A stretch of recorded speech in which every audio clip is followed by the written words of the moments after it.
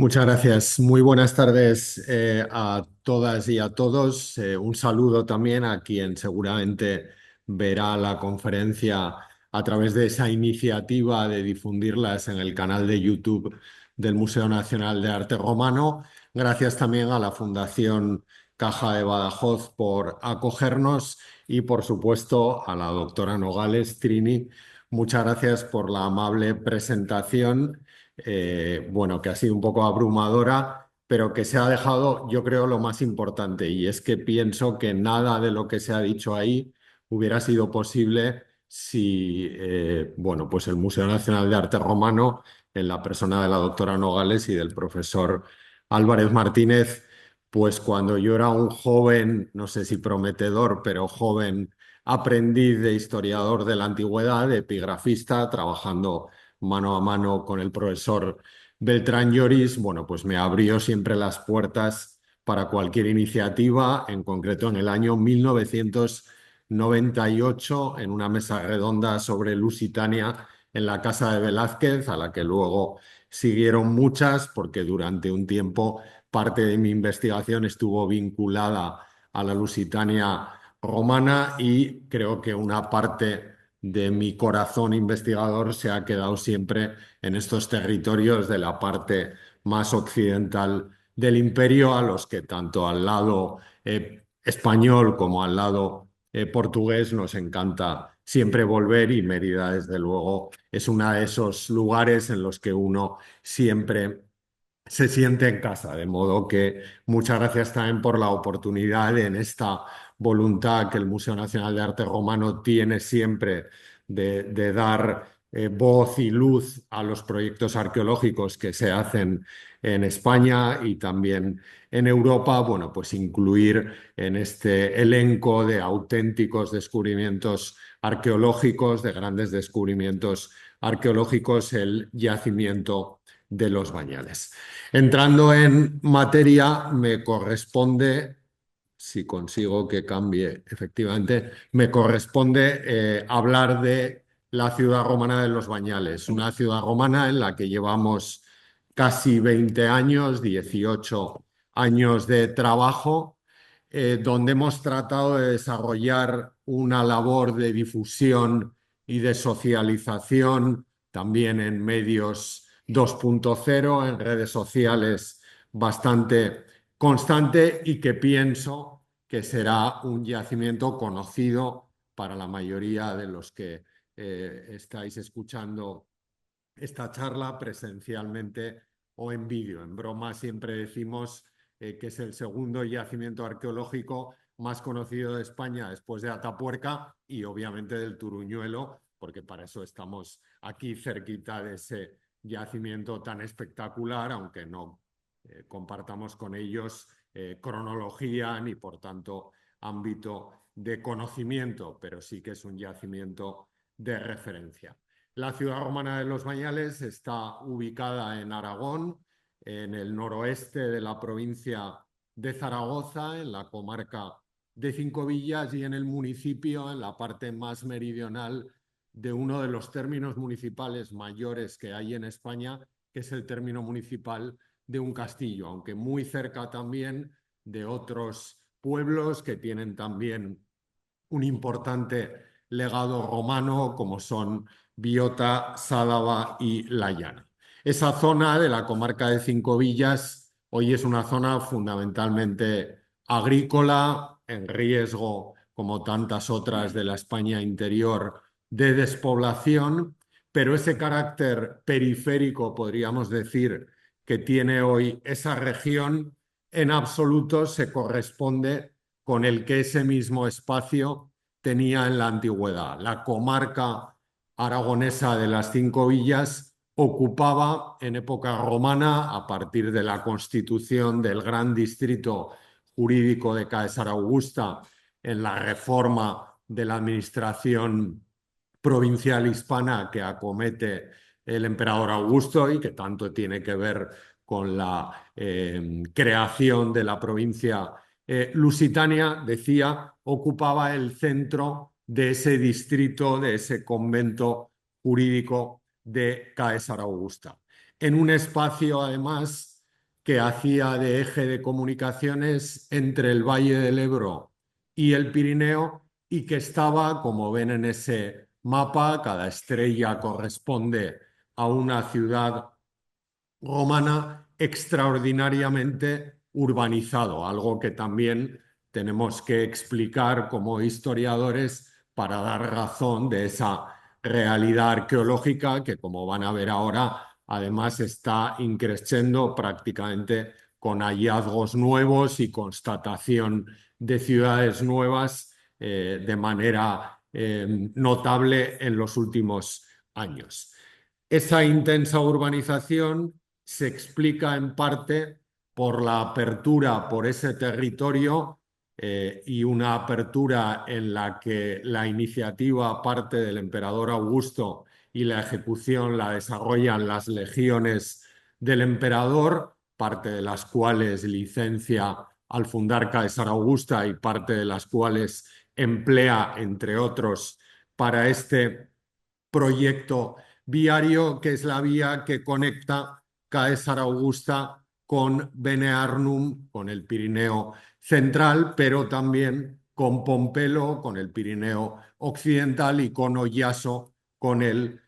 Cantábrico. Aunque nosotros siempre hemos tenido bastante pudor a la hora de dar nombre a la ciudad romana, bueno, los colegas alemanes del volumen del Corpus Inscriptionum Latinarum dedicado a los miliarios, de aparición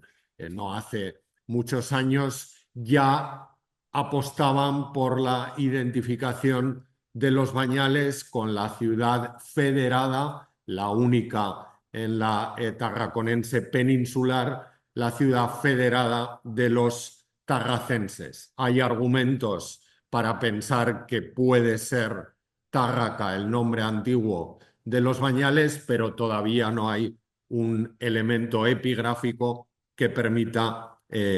confirmar.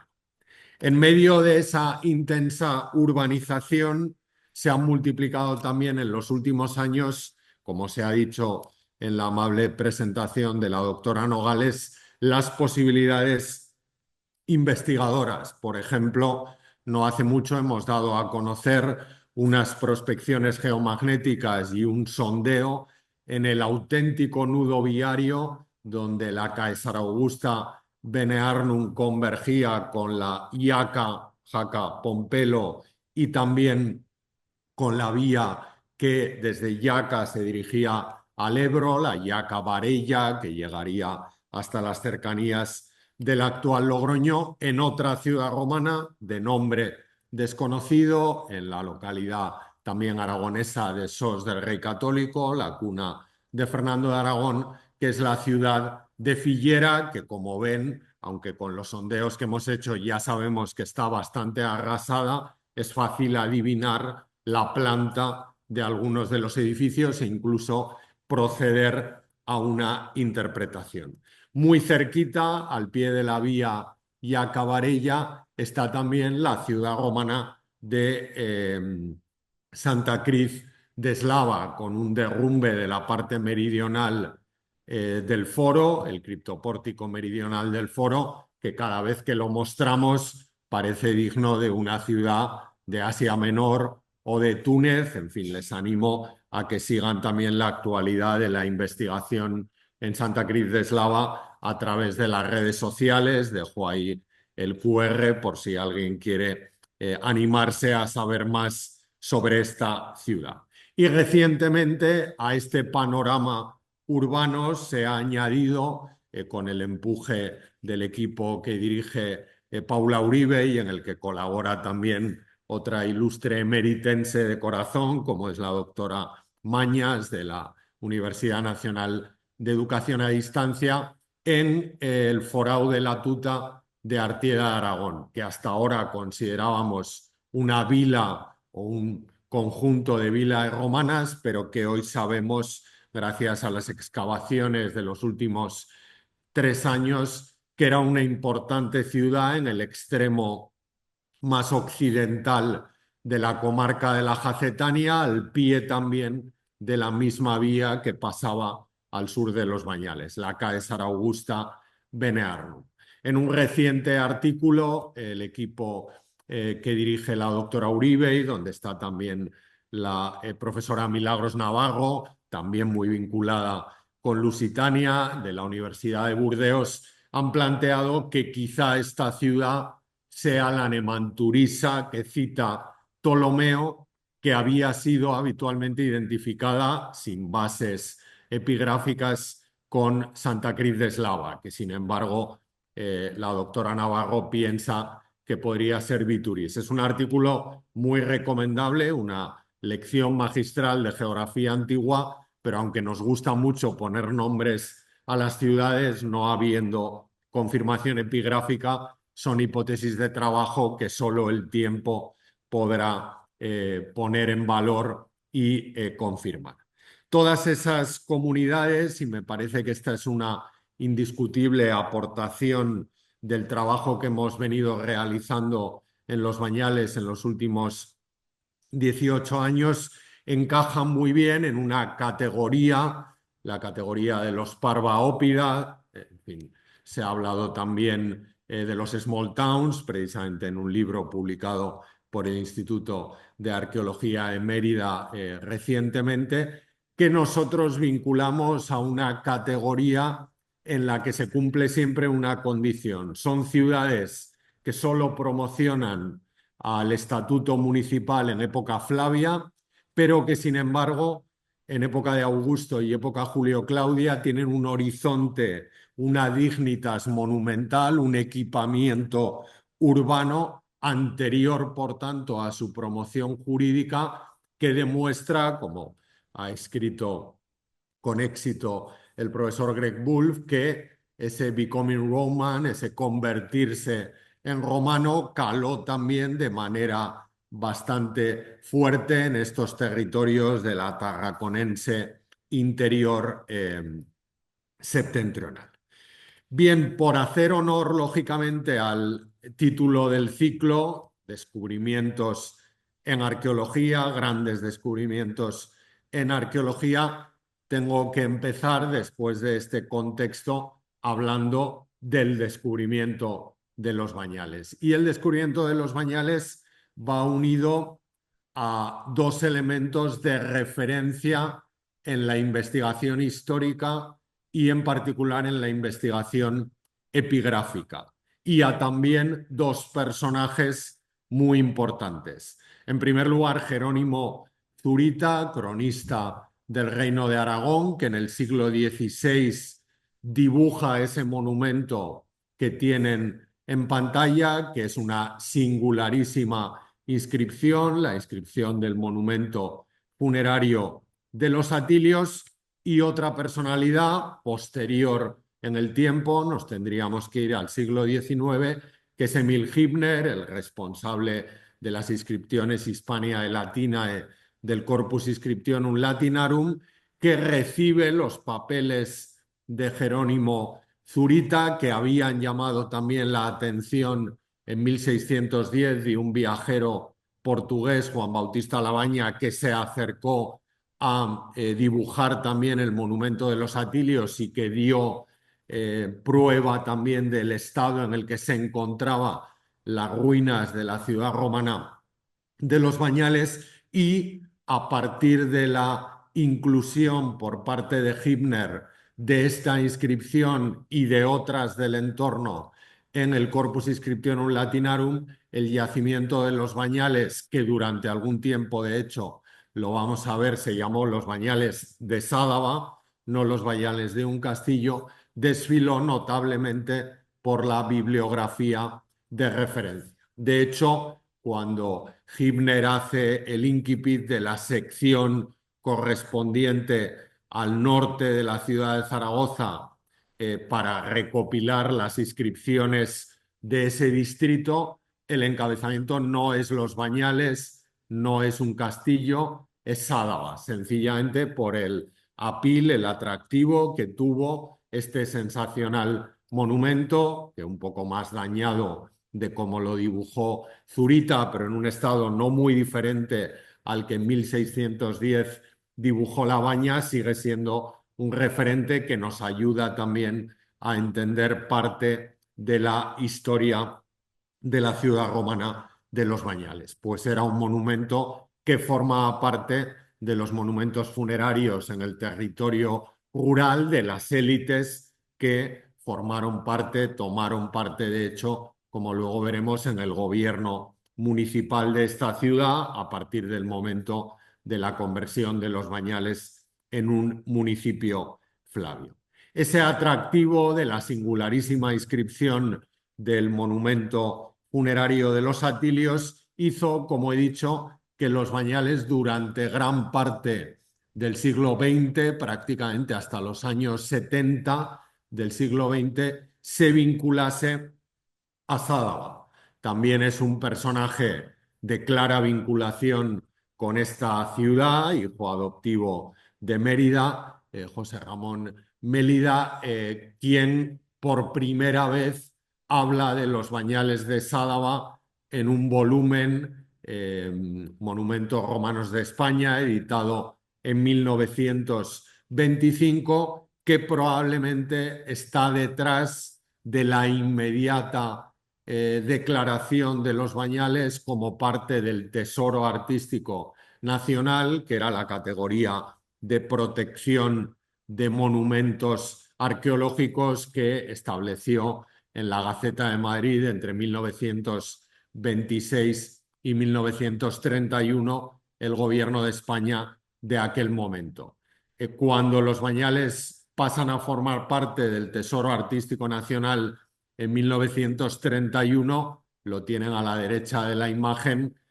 se dice que pertenecen a Navarra, lo cual es un error de la Gaceta de Madrid, aunque es verdad que la muga que separa la provincia de Zaragoza de la provincia de Navarra está a apenas 20 kilómetros del yacimiento arqueológico. La presencia de Los Bañales en la historiografía de los años 20 y 30 del siglo XX, aquí lo vemos citado en la Historia de España de Ramón Menéndez Pidal, una obra de referencia en los inicios de la sistematización en la investigación sobre la historia antigua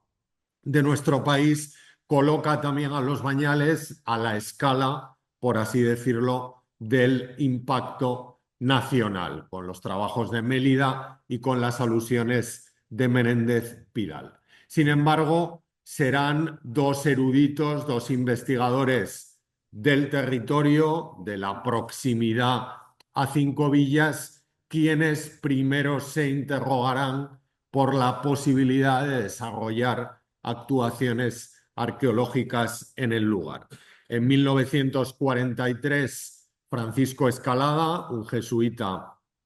del castillo de Javier, protagonista prácticamente del primer inventario arqueológico de Navarra. No es propiamente un inventario arqueológico, es el libro que tienen en pantalla y afecta sobre todo a la parte más oriental de Navarra, que es la que limita con el territorio actualmente aragonés, pero sí que recoge con exhaustividad hallazgos en Navarra y hallazgos en las zonas limítrofes, aludiendo a descubrimientos en Sádaba, en Castiliscar, en un castillo y dedicando, de hecho, varias páginas a la ciudad romana de Los Bañales. Al año siguiente de publicarse la arqueología de la villa de Javier y sus contornos, que veían en la diapositiva anterior, José Galiay, un médico que estaba vinculado a la Escuela de Bellas Artes de Zaragoza y que fue también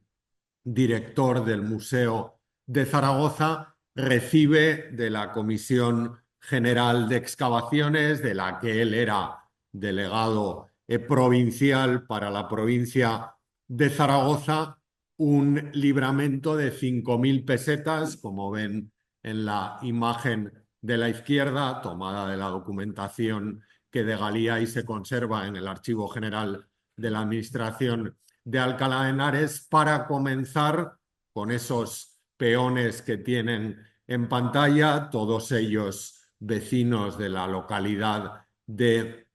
La Llana, lo que se llama en ese momento el Plan Nacional de los Bañales, que va a durar 5 años y que se va a detener en la excavación de parte del foro, lo ven en la imagen, en la excavación también de la ocupación, que entonces se interpreta como una ocupación romana pobre. Hoy sabemos que probablemente fue una ocupación emiral islámica en la parte alta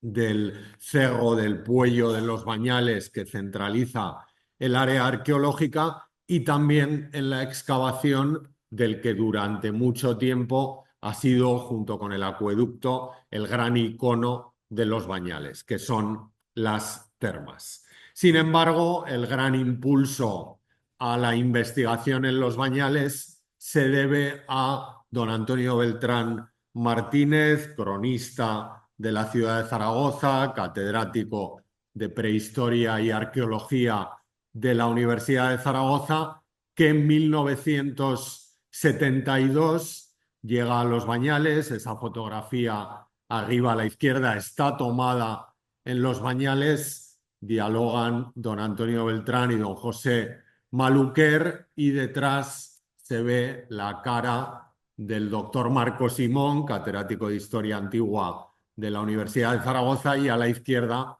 del profesor Martín Bueno, catedrático de Arqueología de la Universidad de Zaragoza. El proyecto que lleva a cabo don Antonio Beltrán en Los Bañales creo que tiene dos rasgos que es de justicia reconocer, y especialmente meritorios además para la época. Don Antonio Beltrán encuentra las termas del yacimiento en el estado de ruina después de la excavación, que entre las ruinas y sobre todo en la zona norte, la que no se ve porque está detrás de este gran paredón, había desarrollado José Galiay, y en el año 73, después de la primera campaña de trabajo en las termas, se propone cubrirlas, algo que nos parece una práctica ordinaria y recomendable en conservación del patrimonio arqueológico, pero que en aquellos años no era en absoluto usual. Incluso entre los papeles de don Antonio Beltrán figura un presupuesto que ojalá se pudiera ejecutar con el valor en pesetas con el que a él se lo hicieron, de recrear algunos de los pilares del acueducto, porque me parece que valía 15.000 pesetas, que claro, en el año 1973 pues era una gran cantidad de dinero. Además de preocuparse por la sostenibilidad del yacimiento, seguramente sin saberlo, desarrolló una ferviente actividad de eso que ahora se llama arqueología pública, y publicaba periódicamente en el diario de referencia todavía hoy en Aragón, Heraldo de Aragón, artículos a veces en un tono que quizá no sería el que hoy utilizamos para la divulgación histórica, porque son auténticas joyas investigadoras en los que iba contando sus trabajos en esos años en Los Bañales, más tarde en el arte rupestre en los distintos ámbitos más cercanos a su área de especialización, que era la prehistoria, que bueno, pues fue desarrollando con el paso del tiempo. En 1979 los trabajos de don Antonio Beltrán se interrumpen. Siempre hemos pensado, aunque no es algo que pudiéramos hablar con él, que el leitmotiv del abandono de Los Bañales fue el hallazgo en 1979 de la tabula Contreviensis, del bronce de Botorrita, que llevó a don Antonio Beltrán y a su equipo de auténtico lujo, sus ayudantes, a centrar los esfuerzos en el cabezo de las minas de Botorrita, al menos durante los primeros años 80. Cuando en 1979, para el periodo de excavaciones, los 5 años de José Galiay, el intermedio entre el 49 y el 72, y el periodo de don Antonio Beltrán, ¿qué es lo que sabíamos de la ciudad romana. Bueno, pues sabíamos que era una ciudad monumental con unas termas y un acueducto que Antonio Beltrán publicó en 1976 de manera eh, extraordinaria, que esa ciudad monumental se consideraba que hacía de centro de un área que entonces se pensaba que era profundamente rural y que inscripciones como esta del mausoleo de los Atilios pertenecían a una élite absentista de la ciudad que solo iba a la ciudad a bañarse en las termas, a vender el cereal que producía en sus vilae, pero que tenía centro en esos enclaves rurales. Pero sobre todo por la adscripción a la tribu quirina de los dos varones beneficiarios del monumento a su memoria que Atilia Festa les dedica, son el abuelo y el padre de esta importante dama de la aristocracia romana del entorno de los Bañales, pues por esa adscripción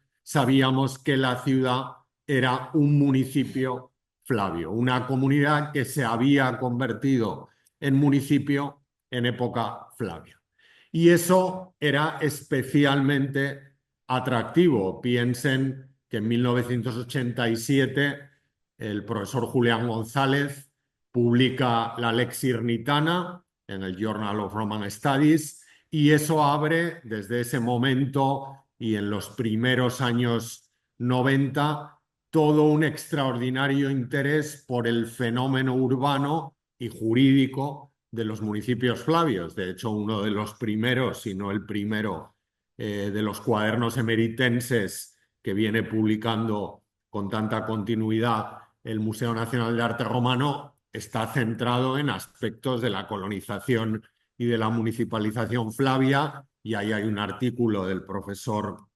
Mangas que nos dejó lamentablemente no hace mucho, donde hace un estado de la cuestión del asunto de la municipalización flavia. Se ha dicho en la presentación que, bueno, pues yo me doctoré en la Universidad de Zaragoza con una tesis sobre la municipalización flavia de Hispania. Bueno, tener un yacimiento arqueológico como los Bañales, donde prácticamente solo se había excavado las termas y un ángulo del foro y que desde 1979 no recibía ninguna atención investigadora, era muy sugerente para conocer en cierta medida cuál era la realidad material, la realidad urbanística de un municipio de derecho latino de época flavia, de una ciudad nativa que había sido una ciudad indígena en torno a ese cerro que ven a la izquierda de la imagen, que por una singular disposición de Vespasiano se había convertido en un municipio. Y en cierta medida con ese objetivo de caracterizar el horizonte material de los municipios flavios, empezamos nuestro proyecto en el ya lejano 2009. Esa foto que tienen a la derecha es la foto del primer día, la primera hora de la primera campaña de excavaciones en un espacio contiguo a las termas que había excavado Galiay, que había completado en su excavación Beltrán y que el propio Beltrán había cubierto, como ven en la parte superior de la imagen.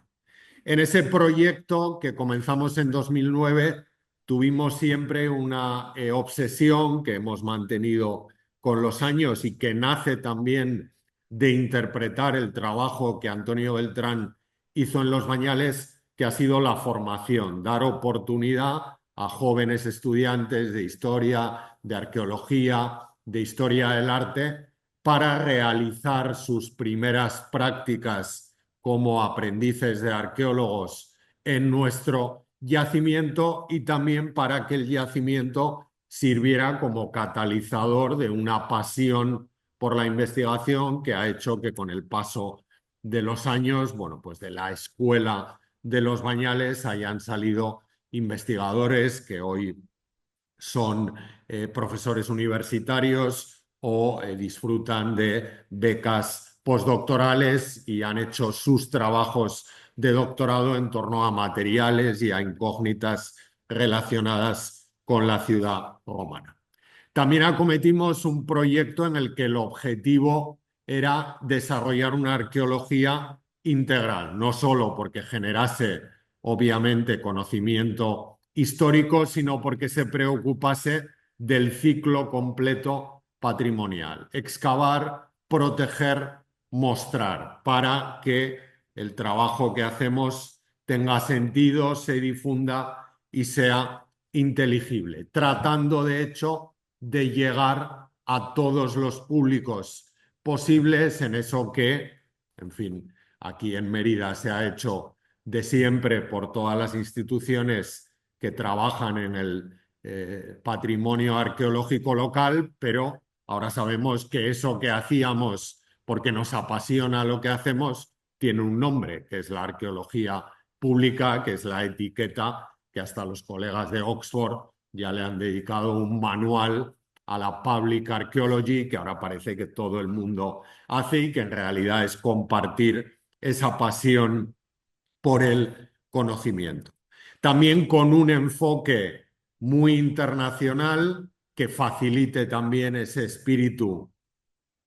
académico que, como he dicho, en parte se inspiraba en la generación de investigadores, lo veían en la foto anterior, que se formó en torno a Antonio Beltrán Martínez, que en Los Bañales y en otros proyectos arqueológicos, pero esos 7 años en Los Bañales generó una cantera que luego ha ocupado puestos importantes en universidades, museos y centros de investigación de distinto orden en este país y en otros países vecinos incluso. Bien, más allá del asunto del descubrimiento de Los Bañales, quiero detenerme en algunas aportaciones que me parece que nuestro trabajo, resumiéndolo mucho, ha hecho a la investigación. Cuando comenzamos a trabajar en 2009, como he dicho antes, quisimos excavar en un espacio contiguo a las termas para romper aquella idea de que Los Bañales eran solo unas termas a las que la élite absentista que vivía en las vilae, pero que no tenía una ciudad de referencia, solo unos baños, iba como si aquello se tratase de un espacio recreativo. Es decir, teníamos la idea de hacer ciudad con nuestra excavación. Y elegimos ese espacio que estaba frente a las termas y al pie de lo que después supimos, porque José Galiay lo interpretó como un templo, que era el foro de la ciudad romana. Y en esa primera campaña lo que constatamos fue esa manzana que ven ahí, que corresponde con un barrio de carácter artesanal, que tendría el aspecto que ven en pantalla en el momento de su articulación y justo antes de su abandono, entre la segunda mitad del siglo II después de Cristo y la primera mitad del siglo III después de Cristo. Aspecto que ese barrio adopta después de una notable remodelación urbanística que vive esa parte baja de la ciudad. Cuando empezamos en 2009 con esa excavación, lo que no sabíamos es que esa remodelación no la vivió solo ese barrio, sino que afectó a otros rincones, algunos incluso mucho más representativos desde el punto de vista jurídico de la ciudad, como enseguida explicaré. Esa remodelación debió acometerse con posterioridad al reinado de Marco Aurelio, porque localizamos en el escombro de la remodelación esa hermosa ficha de terra sigillata procedente de una cerámica que había sido fabricada en Tricio, saludando el adventus del nuevo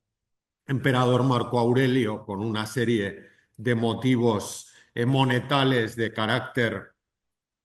imperial, y esa remodelación incluyó, también ha sido objeto de estudio en un coloquio reciente en Mérida no hace mucho, una serie de expolia de elementos acarreados de otras construcciones que remodelaron un antiguo edificio que no sabemos para qué serviría y que lo remodelaron tan profundamente que casi es imposible resolver cuál fue su uso inicial. Quizá la imagen a la izquierda es la más evidente, esa columna que tiene dimensiones para haber formado parte del pórtico de la plaza del Foro, retallada para servir de banco en el pequeño vestíbulo de ese frente de Tabernae, de ese frente comercial y artesanal que fue objeto de nuestra actuación primera en 2009. Si habíamos constatado una reforma importante a partir del 180-190 después de Cristo, también fue sorprendente en la primera campaña que el abandono por los materiales y por algunas monedas de ese barrio no pasaba del 220-230 después de Cristo. Es decir, es un barrio que se remodela a partir del 190 y que se abandona en torno al 230 después de Cristo. Claro, la pregunta que surgía en el aire cuando empezábamos a excavar es ¿qué pasa en una ciudad que era prerromana, que se romaniza profundamente, que se convierte en municipio en torno a los años 70-80 del siglo I después de Cristo y que un siglo más tarde tiene que hacer reformas urbanísticas acarreando material de construcción de otras construcciones que probablemente dejan de tener su uso primario y que ese último esfuerzo constructivo un poco caótico no dura mucho y acaba con el abandono pacífico de la ciudad en la primera parte del siglo III, antes incluso del impacto en la zona, parece que hoy sabemos que un poco más al norte, de las primeras invasiones. Metodológicamente, la cuestión que nos planteaba la pregunta de si realmente los municipios flavios eran una realidad o fueron una realidad urbana sostenible, solo se podía responder mirando al edificio que podía ser el mejor termómetro de la vida institucional de la ciudad. No fuera que hubiéramos dado con un barrio que tuvo esa historia un poco accidentada, perdón, y ese abandono prematuro y que eso no fuera lo que pasaba en otros espacios de la ciudad. Por eso, en 2010 empezamos a trabajar en el foro de la ciudad romana. Metodológicamente quisimos mirar al espacio que Galiay había interpretado como templo y que a nosotros nos parecía que podía ser el foro de la ciudad, el verdadero espejo de la autonomía local. El foro además se alzaba justo una terraza por encima del espacio doméstico, que estaría con su frente de taberna en la parte izquierda de la imagen, y ya ven que es un foro pequeño con una basílica, un pórtico en pi, la curia y una plaza a cielo abierto en el centro, que a medida que fuimos excavando, fuimos constatando que tenía la misma curva cronológica que habíamos atestiguado en el área doméstico-artesanal. Perdón. En concreto, la Basílica del Foro, construida con un sistema de substructio en criptopórtico, los materiales que fechaban su abandono nos llevaban a finales del siglo II después de Cristo. Los contrafuertes de la parte meridional del foro para esa época alojaban establecimientos de carácter productivo, como este horno extraordinariamente bien conservado, embutido en uno de los contrafuertes del muro de cierre por el sur de la plaza del Foro. Una obra que contravenía absolutamente los principios básicos de la dignitas y del decoro urbano que la legislación municipal recomendaba preservar en edificios tan representativos como el Foro. Para esa época también se habría producido, finales del siglo II, primera mitad del siglo III, la amortización del programa escultórico de la ciudad, en concreto el programa escultórico del Foro, que incluía representaciones imperiales como pueden ver por las manos y sobre todo por la coraza de esa estatua del emperador Domiciano, de la que algo diré más tarde. Les animo en cualquier caso a que se den una vuelta por el Museo Virtual de los Bañales, donde están todos estos materiales digitalizados y comentados. Pero es que además en los últimos años en que nos hemos trasladado por una serie de razones, sobre todo de permisos de la propiedad, al sector más septentrional de la ciudad, a espaldas del foro, que empezaría justo donde está este vehículo que ven a la derecha de la imagen, hemos constatado también esa misma realidad de un prematuro abandono precedido de una temprana crisis de la ciudad. La excavación, además del barrio septentrional, nos ha permitido ver muy bien los dos momentos clave de la vida de la ciudad. El momento en el que la ciudad incorpora este urbanismo de Decumani y Cardines que se cortan típicamente vitruviano en una zona que ya no es la del cerro, donde hay superficie para generar ese modelo de ciudad, y también el abandono de ese antes espléndido viario urbano en esa primera mitad del siglo III, el depósito malacológico de cerca de 180 ostras, probablemente del Cantábrico, que hemos publicado con el profesor Darío Bernal en la revista Spal y que bueno, pues se ha viralizado en los últimos meses por los medios. Tienen ahí las ostras sobre la calle del Cardo más oriental de la ciudad romana, certificaría también ese abandono en la primera mitad del siglo III, que es una época en la que la administración romana sigue atendiendo a la ciudad. La pieza que tienen a la derecha es un miliario del emperador Trevoniano Galo, que más o menos va por esas fechas. Esto es lo que nos ha permitido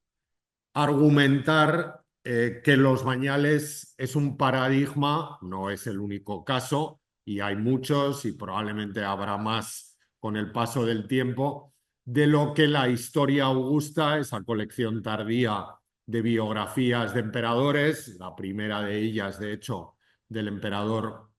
Marco Aurelio, llama las labentes civitates o los oppida labentia, las ciudades en dificultad, las ciudades que en época de Marco Aurelio empiezan a pasar problemas y probablemente terminan o redimensionadas o abandonadas en la primera mitad del siglo III después de Cristo. A eso atendimos en el volumen número 2 de la serie de monografías de Los Bañales. Algunos de los ejemplares han aparecido ya en esta presentación. Lógicamente, la investigación histórica no solo tiene que constatar acontecimientos, también tiene que ser capaz de explicar las causas a partir de las evidencias disponibles. Claro, una ciudad que se convierte en municipio en época Flavia y que 100 años más tarde está pasando dificultad,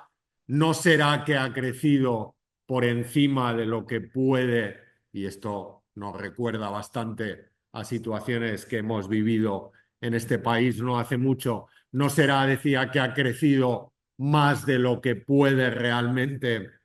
sostener como ciudad? Y eso nos ha llevado en los últimos 3 años, ahora también con un proyecto de investigación financiado por el Ministerio de Ciencia, Innovación y Universidades, a interrogarnos sobre las bases económicas de la ciudad. ¿De qué vive la ciudad de Los Bañales? Bueno, pues es una ciudad fundamentalmente agrícola, un gran centro de producción de vino para abastecer más allá probablemente del núcleo urbano, digamos a escala regional, perfectamente articulado en una red de vilae que rodean el núcleo urbano y que buscan las arterias de comunicación, la Caesar Augusta Bene Arnum y esta especie de Y que configura esa vía con la Caesar Augusta Pompelo, y que depende además, según parece, y como fue práctica habitual en muchas pequeñas y muy pequeñas ciudades romanas, del evergetismo de las élites locales. Por ejemplo, en este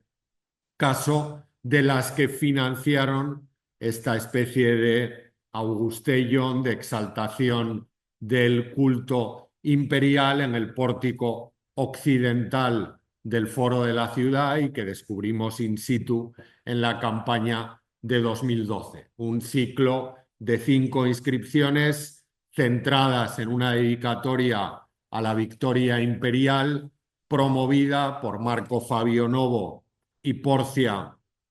Faventina, que tendrían también su lugar en ese pequeño Hall of Fame del pórtico occidental del Foro de la Ciudad y que aprovecharon también para dedicar honras a miembros de sus familias que probablemente les interesaba dar a conocer o promocionar públicamente. Porcia Germula y Lucio Fabio Plácido. Probablemente sobre la inscripción de la victoria estaría esa estatua toracata del emperador Domiciano, parte de cuya coraza, luego aparecieron otros fragmentos que han permitido esa recomposición virtual, pero lo que están viendo son los fragmentos que realmente tenemos de la estatua que veían antes en el depósito de amortización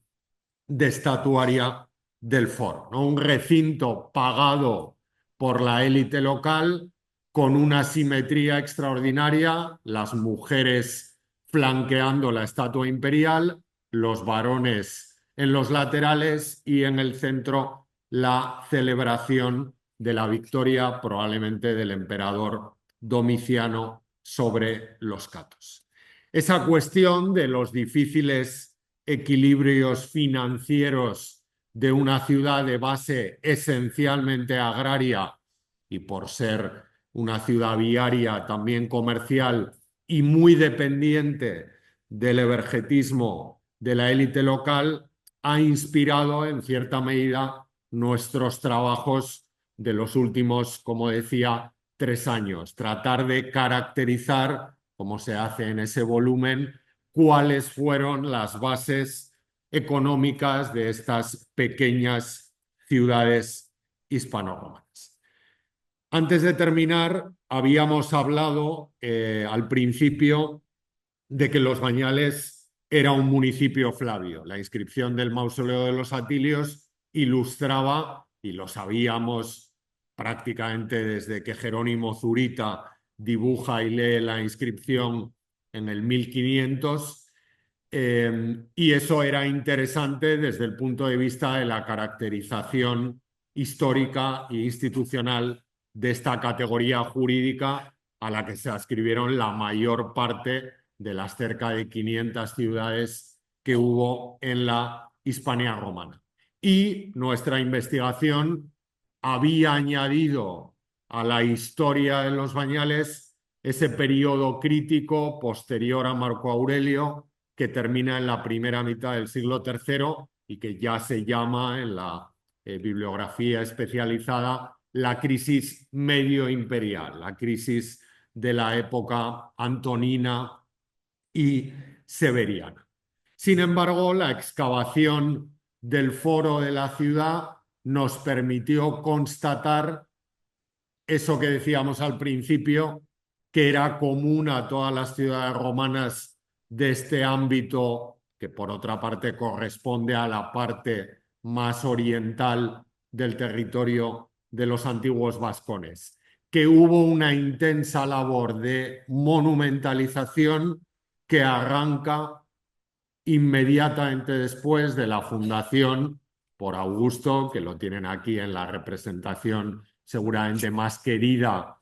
para todos los emeritenses. Hay aquí un lazo también entre Mérida y Los Bañales. El mármol, la veta del mármol de Carrara con la que está esculpido el Augusto Capitevelato del Museo Nacional de Arte Romano es la misma con las que está esculpido el Domiciano de Los Bañales que han visto hace un rato en esta presentación, ¿no? Prueba de la calidad de los programas iconográficos que llegaron a ambas ciudades. Obviamente es esperable que sea así en una colonia como es Augusta Emérita, quizás sorprende más que sea así en una ciudad romana del interior como es Los Bañales. Y ese despegue, como digo, tiene que ver con la fundación de la colonia Caesar Augusta por Augusto en el año 15 a.C., pero también con la apertura de esa vía militar, vamos a llamarla así, en la que participan las legiones con que Augusto cuenta como cuerpos activos en Hispania en torno al año 15 y hasta el año 3 a.C. La Legión Cuarta Macedónica, la Legión Sexta Victris y la Legión Décima Gémina. Ese sesgo oficial se percibe, por ejemplo, en que el foro de la ciudad, que es verdad que en época Flavia se cerró por el sur, si recuerdan la imagen que vieron antes, pero que en época de Augusto, en su primera fase, era un foro abierto hacia el sur, que se funda en torno a dos programas escultóricos ecuestres dedicados nada menos que a los nietos, hijos adoptivos del emperador Augusto, Cayo y Lucio César. El acueducto de la ciudad, que había publicado en 1976 Antonio Beltrán, cuenta también con una serie de 11 marcas epigráficas que remiten a una probable, bueno, para nosotros segura participación de la Legión Cuarta Macedónica en ese momento en el que está construyendo la vía, en dar a la ciudad una infraestructura que la haga realmente romana. Piensen también que esa vía que la Cuarta Macedónica, la Sexta Victris y la Décima Gémina están construyendo conecta Caesar Augusta, una ciudad que tiene el nombre del emperador, con Pompelo, una ciudad que tiene el nombre de uno de los históricos cónsules de la República Romana, el general Pompeyo, que la funda este año. Pamplona está de cumpleaños, la funda en el año 75, parece ser, la fecha no es del todo segura, pero es la más plausible, en el año 75 a.C. Y Los Bañales está a 100 kilómetros de Caesar Augusta, a 100 kilómetros de Pompelo. Es bastante verosímil pensar que el ejército convierte a Los Bañales en el centro desde el que atiende ese importante proyecto viario que va a vertebrar la parte septentrional del Valle Medio del Ebro. Por eso hay que dotar a la ciudad de un abastecimiento de agua, de un foro en el que enseguida se dejan ver los personajes de la propaganda dinástica oficial, como Cayo y Lucio, y verosímilmente debió estar también, aunque no haya aparecido todavía el pedestal, el emperador Augusto en esa fachada norte del Foro y que en época del emperador Tiberio, ese ciclo fundacional, en el año 32 después de Cristo, se completa con un ciclo epigráfico triple que ven aquí en la recreación de Pablo Serrano, erigido por un personaje que se nos manifestó en los hallazgos epigráficos del verano de 2015, todos arrojados sobre los niveles ya de abandono, incluso de colmatación de la basílica de la ciudad, que es ese quinto Sempronio Vítulo, del que en el pedestal principal que dedicaba al emperador Tiberio se decía que era oficial de caballería, de curio equitum, y que en los otros dos pedestales que acompañaban y completaban el conjunto se decía que ese cargo lo había desempeñado en el ala tauriana, una unidad de caballería auxiliar de cualquiera de estas tres legiones del Exercitus Hispanicus de época de Augusto, y que habría terminado sus días probablemente en Roma, donde escribe su testamento, siendo el subprefecto de la corte de los germanos, que por el historiador Suetonio sabemos que era la que se ocupaba de la guardia personal del emperador. Quizá la figura de Vítulo, con esos tres pedestales que ha estudiado muy bien el doctor Romero, autor de una excelente monografía que se ha agotado además sobre el foro de los Bañales y que pronto estará también disponible en red, porque literalmente la tirada que hemos hecho, pues bueno, se ha terminado rápidamente. Bueno, pues ese Vítulo puede ser también un buen ejemplo de esas primeras élites bien conectadas militarmente que hacen patria incluso desde lejos, construyendo y dignificando en los espacios públicos de la ciudad. Bien, se podrían añadir muchos más elementos que pueden seguir quizá en el coloquio que vendrá a continuación, pero es evidente, y por eso la conferencia tenía el título en interrogantes de Excavando el pasado o comprendiendo el presente, que la excavación de los Bañales ha subrayado el empuje que para muchas de estas ciudades tuvo la política oficial de Roma. En segundo lugar, el reto que para estas ciudades supuso su capacidad de conectarse